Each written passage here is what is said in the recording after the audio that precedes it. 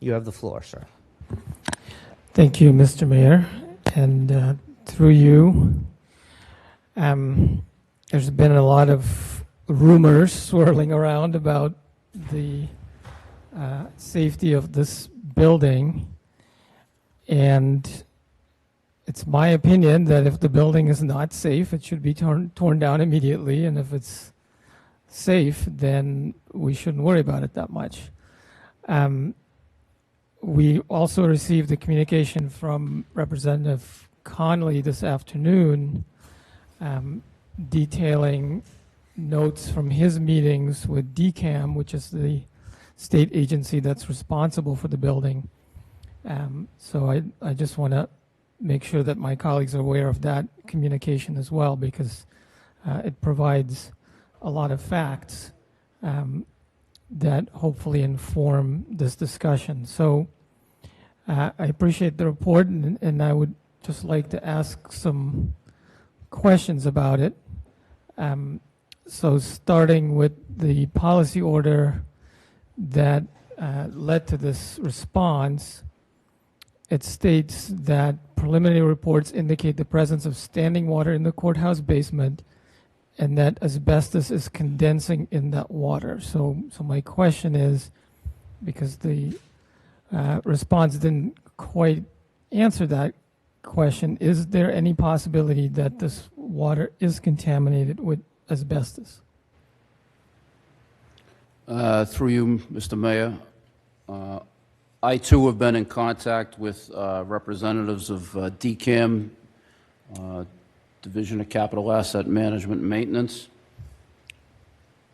Our understanding is that there is a large accumulation of water in the basement of the building. This is as a result of 2 or 3 separate incidents over the past few years where water pipes froze and ruptured in the building because of lack of heat in the building.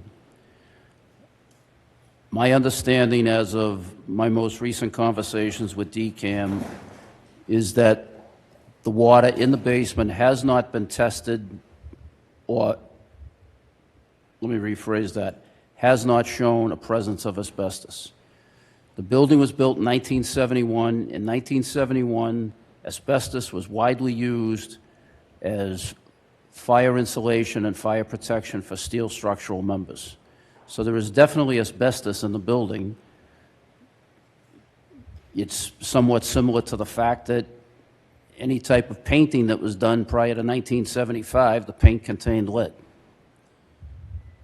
We don't know if the water is contaminated. I don't feel that it probably is contaminated because the asbestos, where asbestos would have been utilized in the construction of the building, it probably is not in relationship to ruptured pipes, things of that nature.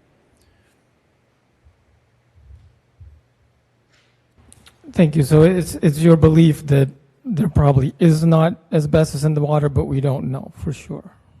I would say that's a fair characterization, yes. Thank you.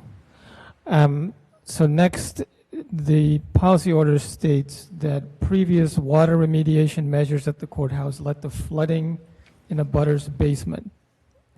So are you aware of any previous water remediation measures at the courthouse that has led to flooding in a butter's basements?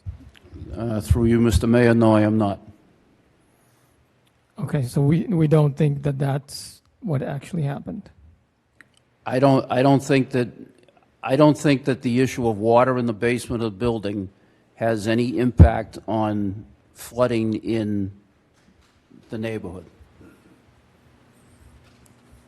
Okay, so our understanding is that the water in the basement of the building is contained within that basement and has not leaked out of the building. Yes, sir. That is my understanding as well. Okay, thank you.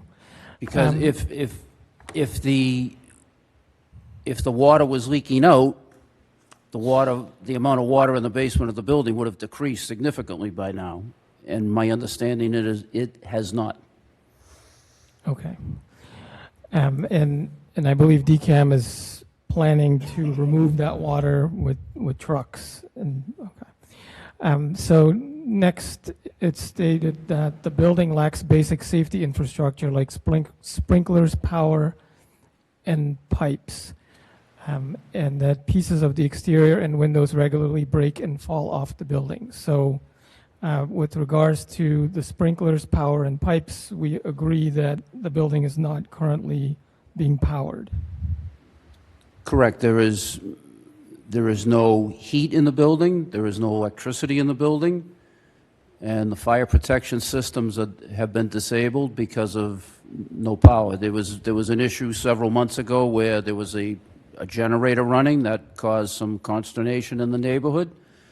The generator was at a point where it was beyond repair, so when the generator failed, that was the end of the temporary power to the building.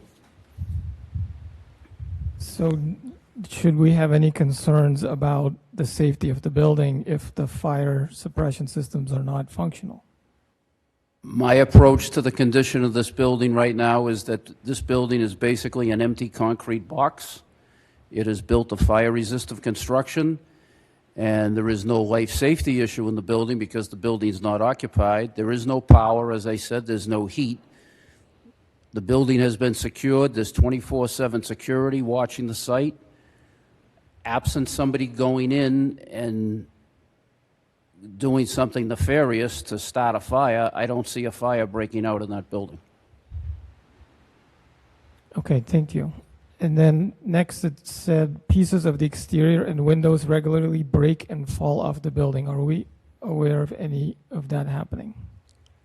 I am not aware of anything of that nature happening regularly. I understand that there was possibly some glass failure when we had the incident with the steam pipe back around the end of May. That's the only time I was,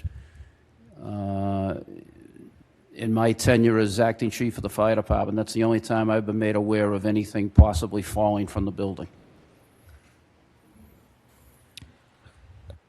Thank you. And so then it asked to work with the Cambridge Fire Department and DCAM to conduct a safety check with special concern for the presence of flammable materials and report on the safety status of both the interior and exterior of the Sullivan Courthouse. Now, in your response, you said that it was not recommended to do a safety check? That is correct. I would not. I instructed the personnel of the Cambridge Fire Department several months ago that nobody was to go in the building for any response of any kind without full protective clothing, including respiratory protection.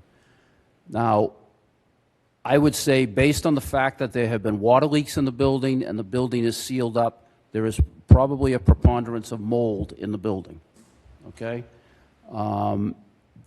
There is, in my opinion, no need or benefit of personnel from the fire department going in to examine that building because, as I stated earlier, there is no life safety issue. It's not an occupied building. You know, structural engineers, something like that, that's one thing, but there would be nothing garnered by fire personnel going in and walking through the building. We basically know what's in there. It is an empty, abandoned concrete building, fire-resistant construction. Thank you. There was a letter to the editor that was published that claimed that the building is exposing our neighbors to dangerous cancer-causing toxins. Do you have any concerns that that's happening? I do not have any concern that the building is exposing people to cancer-causing toxins. And I received a phone call one day last week from somebody asking me about this, and I said, you know, the course of action, if somebody feels that something like this is going on, is that they need to have testing conducted by a recognized testing laboratory. The question that was raised to me was about contaminated water in the basements of surrounding residential properties, and I said, well, you can't say it's contaminated unless it's been tested. If it's been tested and it comes up contaminated, then we deal with that issue. But Thank you. That letter also claimed that there was no routine maintenance to keep the building structurally safe and sound. Is there any concern that the building is not structurally sound or that it requires ongoing maintenance? In my opinion, the building's structurally sound. There was also a claim that the burst steam pipe may have sent aerosolized asbestos particles into the neighborhood. That question was raised to me in the same phone conversation as I told the gentleman on the phone. I find that highly unlikely because the presence of asbestos, where asbestos would have been placed in that building during construction, the failure of a steam pipe probably would have little to no interaction with asbestos. Thank you. And we've already discussed the water seeping into the basement.